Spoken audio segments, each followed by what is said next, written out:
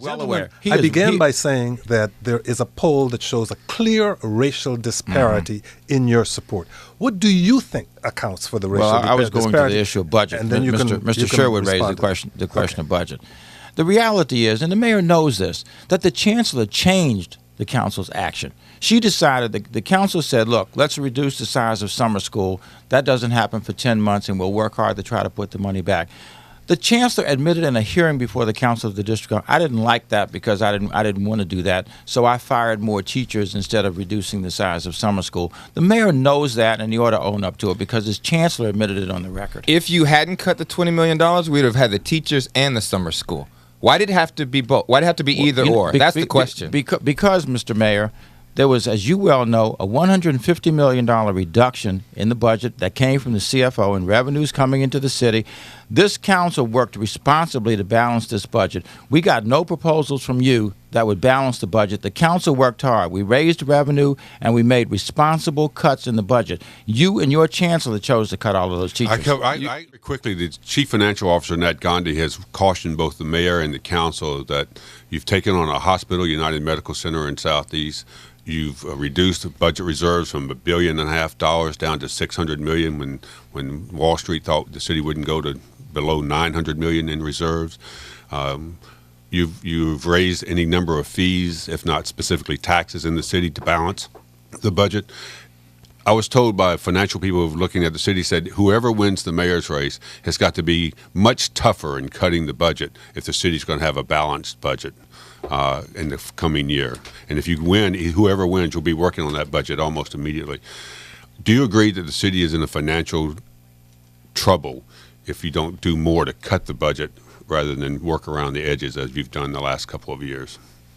Mr. Gray, since you're challenging, would you cut the budget more than Mayor Fenty has? Well, I think we're going to be faced with the very challenges that you cited, Tom. I have taken some steps already to try to rebuild the fund balance. The fund balance at the end of this fiscal period will be down to, will be down by almost $1 billion since this administration began. The first thing I did was, and it was a part of this budget, was get legislation approved along with my colleagues to say that every surplus dollar that we get in the future will go to rebuild the fund balance until we get to having the equivalent of 2 months of reserves, equivalent to 2 months of expenditures in the bank.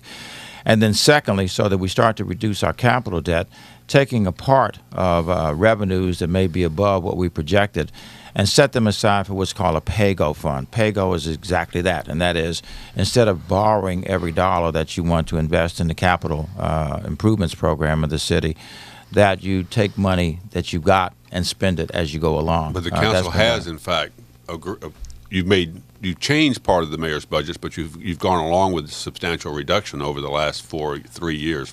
Well, let me just point out two things. First of all, the council has only 56 days within which to deal with this budget, which is a very short period of time to do the analysis, conduct the hearings, have the committee markups, and then have the council come together to make final decisions.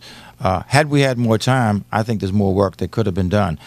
We voted on the 55th of the 56 days that were available to us. And secondly, a part of what the mayor presented to us and has for the last 2 years is overspending in the current fiscal year. This fund balance was being spent down by $255 million. $100 million of that was to cover overspending in the current fiscal year.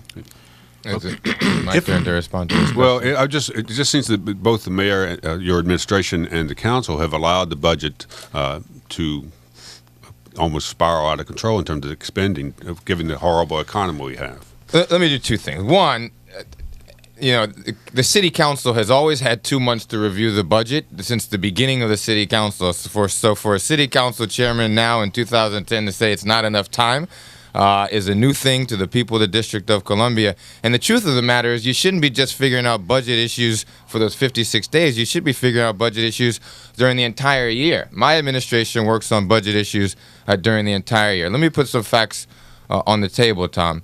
During the 6 years I was on the city council, which was the time that Anthony Williams was the mayor, the budget of the District of Columbia during strong economic times grew anywhere between 5% and 12% per annum. There were literally years when, because we had excess revenue coming into the city, we had double-digit government growth. In the 4 years that I have been in office, talking about fiscal responsibility, our budgets have gone up 3%, 1%, and -1% and -3%. As we sit here today, my administration is spending less local taxpayer dollars than when we took over the government, but yet most people will say the service delivery has never been better. That is because we're managing the dollars better. We have laid off 2,500 people. All of those concerns and people who are mad at me and everybody who's saying, Fenty's hard on people, that's because we have made really tough decisions. And I know you're going to cut me off, Kojo, but I wanted to get to a specific example. I just want to counter what Tom said, that there have been a lot of tough decision making. That we're not growing the budget. And obviously, in an 80-year recession, you're going to dip into the rainy day fund.